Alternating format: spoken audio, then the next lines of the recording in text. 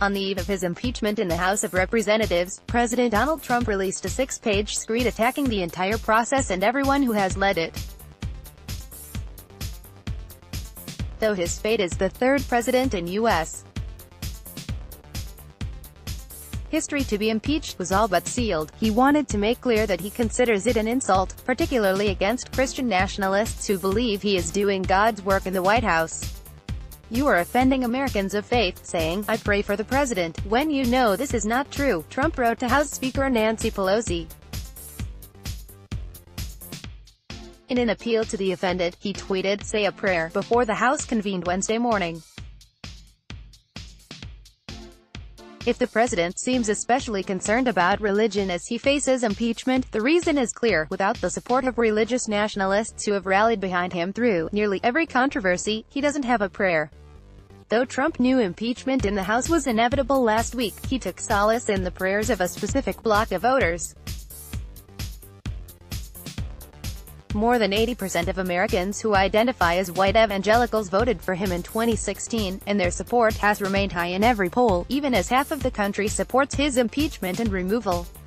Indeed, when an editorial in Christianity Today magazine, a flagship evangelical publication founded by the prominent global evangelist Billy Graham, came out in support of impeachment on Thursday, Trump was obviously rattled. He attacked the centrist magazine as far left, and asked his Twitter followers to trust that no president has ever done what I have done for evangelicals, or religious itself. For the past 40 years, the Republican Party has coordinated closely with conservative religious leaders in a media network that framed its agenda as pro-family and pro-life. As investigative journalist Ann Nelson documents in her book, Shadow Network, their distorted moral narrative was coordinated by preachers, political operatives, conservative mega-donors and right-wing media companies through the Council for National Policy. By cultivating the myth of a Christian America in decline, this network built a movement that was primed for the promise of "Make America Great Again." They are more than happy to pray for Trump, not because they believe he is perfect, but because they see him as the kind of fighter their decades-long culture war needs. Trump is right. Christian nationalists are offended by Nancy Pelosi's prayers. They are offended by the prayers of all people of faith who refuse to believe that the GOP is God's own party. But, as Christianity Today made clear last week, Christian nationalists also do not represent all evangelicals, and certainly not most Americans of faith, according to research by sociologists Andrew Whitehead and Samuel L. Perry. Only about 1 in 5 Americans fully embrace a Christian nationalist identity. Another 30% are sometimes willing to accommodate the narrative, they report. This approach has given Christian nationalists a disproportionate influence in public life.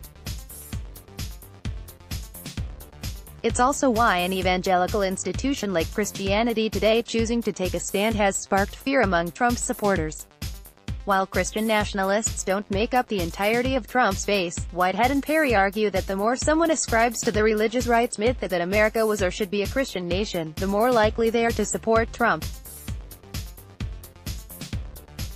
Christian nationalism is more indicative of membership in Trump's base than political party or religious affiliation. These are the people who the religious right has mobilized for the past 40 years. But in a nation where more than 75% of people say they pray at least once a month, Trump's agenda doesn't have majority support. As he faces an impeachment trial in the Senate and an election in 2020, Trump knows that his only political hope is a radical right that supports him religiously. Trumpism may be a minority faith in America, but it is increasingly clear that the object of its worship is political power, whatever the cost. A century and a half ago, America's first Republican president paused during his second inaugural address to acknowledge the obvious tension when people who defy the U.S. Constitution pray for God's blessing. It may seem strange that any men should dare to ask just God's assistance in wringing their bread from the sweat of other men's faces. President Abraham Lincoln said as he committed to continue a war against Confederates who prayed for God to bless their fight for the right to own other human beings. both sides were praying to God, and neither was satisfied with results. Lincoln concluded with somber realism. The prayers of both could not be answered. The prayers of America's Christian nationalists could not be answered last week because their fellow Americans went to the polls in 2018 and elected a House majority that does not believe the myth of Trumpism. That new Democratic majority elected a speaker whose faith compels her both to pray for the president and to challenge his abuse of power. She is not alone. Many Americans of faith have said prayers of thanksgiving that Trump was finally held accountable for his defiance of democratic norms. As Christians celebrate Christmas this week, we remember that rulers who are willing to use religion to cling to power by any means necessary have always been part of our story. When Jesus was born in Bethlehem, King Herod said he wanted to worship Jesus. But he ordered the execution of every child under 2 years old in Bethlehem because the advent of Jesus' way in the world presented a direct challenge to Herod's autocratic and self-serving rule.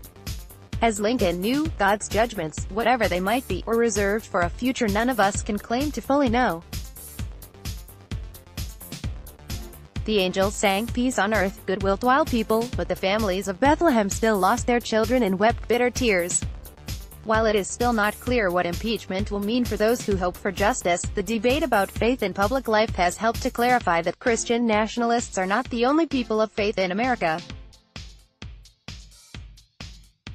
We who pray for truth and justice must do everything in our power to reduce the influence of Christian nationalism in 2020. Jonathan Wilson Hartgrove directs the School for Conversion in Durham, North Carolina, and is the author of Reconstructing the Gospel, Finding Freedom from Slaveholder Religion, and Revolution of Values, Reclaiming Public Faith for the Common Good. This piece was first published by NBC Think. Are you a recognized expert in your field? At Euronews, we believe all views matter. Contact us at view@euronews.com to send pitches or submissions and be part of the conversation. Let's block ads. Why?